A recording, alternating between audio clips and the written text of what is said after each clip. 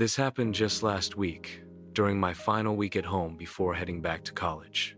I have been debating whether to even write about it, but I cannot stop thinking about what might be happening at home while I am away. My parents had only recently moved after I graduated high school. They had been talking about downsizing for years, and once I was heading off to college, they finally pulled the trigger. The timing meant I had only been to the new place a handful of times. My parents gave me the basic tour when they first bought it, pointing out where everything was and explaining some of the quirks of an older home. One thing they specifically mentioned was that the house did not have a basement, just a crawl space for utilities. They seemed very certain about that, so I never thought about it twice. My parents left the night before for a week-long vacation, so I had the place to myself.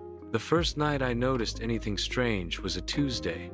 I was lying in bed trying to fall asleep when I heard this faint tapping sound coming from directly below the floor. It was consistent like a metronome, rhythmic and steady. At first I thought maybe it was pipes or the heating system, but it just kept going without change.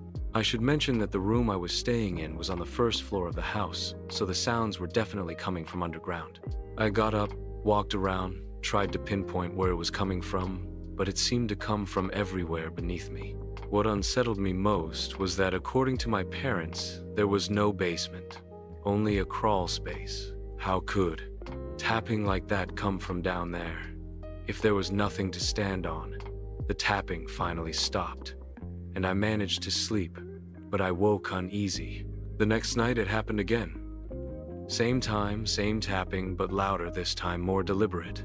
I explained it away and forced myself to sleep, but something about it made my stomach twist. The third night, though, that was when it escalated. Instead of tapping, I heard scraping and dragging noises, like something raking claws across wood or dragging heavy objects across stone. I froze in my bed, unable to breathe. The noises carried on for nearly an hour, then stopped as suddenly as they started. The next morning, I called my dad. He said, "Check the crawl space. Maybe some animal had gotten in." I did not want to, but I crawled under the porch and opened the hatch and shined my flashlight inside. Dust, cobwebs, pipes, no animals, nothing. It should have reassured me, but it only left me with more dread, because if no animals were inside, then who or what had been making those noises? Later that day, I walked the perimeter of the house. Against the siding was a pile of construction materials. Wood tarps, old blocks left from some past project. I had seen it before, but never looked closely. This time, I pushed the materials aside, and there it was, a storm door, hidden behind everything painted over but still intact. I pried it open and stared down into concrete steps that disappeared into darkness. A basement. My parents had been wrong, or maybe they had never known. I descended with my flashlight. Heart hammering what I saw made me stagger back. Empty food containers stacked in corners, piles of blankets, a filthy mattress. Someone had been living down there, but that was not all. Scratches covered the wood. Pillars, tallies carved in jagged lines, and worse drawings etched into the walls.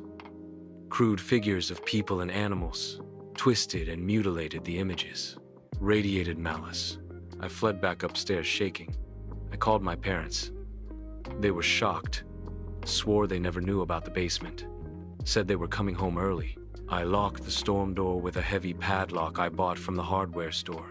That night, I woke to banging, furious, violent banging, rattling against the locked door. Someone was trying to get in, someone who had lived there who wanted back. The banging grew louder, until I feared the door would splinter. Then silence. I crept to the window and looked out just in time to see a figure sprinting into the backyard darkness. I could not make out details, but the speed and rage were inhuman. The police searched, found nothing. My parents came home, promised to deal with it, said everything would be fine. I left for college the next morning, but I do not believe it is over. Those drawings, those scratches, I cannot stop seeing them. Whoever was down there had plans, and I am terrified. Those plans are not finished. I grew up in a small town near the Montana-Idaho border, quiet farmland country roads. Nothing much happens out here, and maybe that is why this has stuck with me all these years. It was late August, the summer winding down. I was driving my usual route to work, a 2-lane highway that cut through open fields and low hills. 15 minutes out, I saw a light blue sedan pulled over on the shoulder, angled toward the ditch engine off, no hazards, no one inside. I figured someone had broken down and walked to get help. I kept driving. I had work to get to. That evening, though, on my way back, the same car was there, but this time, the driver's door was wide open. Still, no one around, no tracks, just the door yawning wide, like someone had gotten out fast and never returned. It unsettled me enough that I called the non-emergency line. They said they would check it out. The next morning, the car was gone, so I thought that was it. But a week later, the local news reported a missing man connected to an abandoned vehicle on that stretch of highway.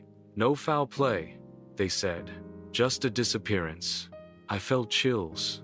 I had been one of the first to see it, maybe the only one. Curiosity gnawed at me. I called my brother Benjamin, a firefighter, in a nearby town, asked if he had heard anything.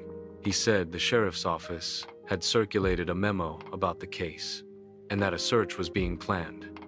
I convinced him to let me help. Within days, I was out there with a few officers, firefighters, and volunteers combing through scrub and ditches. An hour in, someone spotted an old shack sunken half into the ground, choked with weeds, and nearly invisible from the road. Its lock was broken, the door ajar. Inside was stale air dust, and something worse, recent signs of habitation, wrappers, bottles, bedding left behind by someone. In the back wall, a splintered hole, clean, sharp edges, unmistakably a bullet hole. We searched for casings, blood, anything, but found nothing. The officers reported it in, then told everyone to clear out. I felt dismissed, but left later. Benjamin admitted even he had been told to leave soon after. The police took complete control. The news never followed up. Weeks later, my curiosity overwhelmed me again. I drove back, walked the same stretch of highway, searching for the shack. Hours passed, and I found nothing. No shack, no rubble, no trace. I knew exactly where it had been. We had all seen it, but it was gone, as if it had never existed. I stood in the empty brush, staring into the still air, feeling like reality itself had folded up and hidden something from me. To this day, I wonder what really happened to that man, and why the shack vanished without a word. This happened last August, and it ended my tradition of solo camping forever. Since I was a kid, my dad would take me and my brother out for a few days in late summer before school started. I kept that tradition alive even into adulthood, sometimes dragging family along, but mostly alone. Since my girlfriend hated the outdoors, that year, I found a secluded clearing on the map. No campsites, no trails, 2 hours hike into pine forest, exactly the kind of solitude I craved. The first night was peaceful, fire, starlight, silence. The next day, I hiked to a river, caught a trout, and lingered too long. The sun set before I could return. With my headlamp cutting a narrow beam, I trudged back through unfamiliar paths. Then I saw it, a faint light ahead, swaying rhythmically, like someone carrying a lantern. Relief washed over me. Maybe another camper. I called out, friendly, asking if they were camping too. The light froze, then blinked out. Silence. Seconds later, crashing footsteps tore through the brush. Not toward me, not away, but perpendicular, like something wild bolting at full speed. My relief curdled into dread. I hurried back to my campsite, nerves buzzing, too unsettled to cook the fish. I ate cold rations and crawled into my tent. Sometime past midnight, I woke without knowing why. Nature called, so I unzipped my tent and peeked out. Moonlight bathed the clearing, silver and pale, and there he was, a figure standing just 15 feet from my tent, motionless, watching. I froze, breath caught in my throat.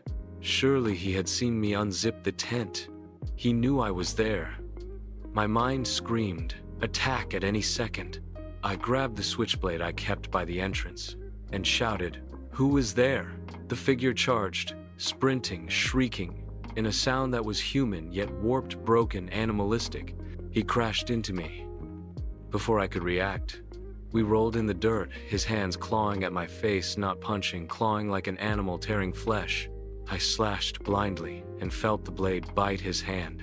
He shrieked again, a high twisted noise, then tore away, crashing back through the forest, screaming and laughing.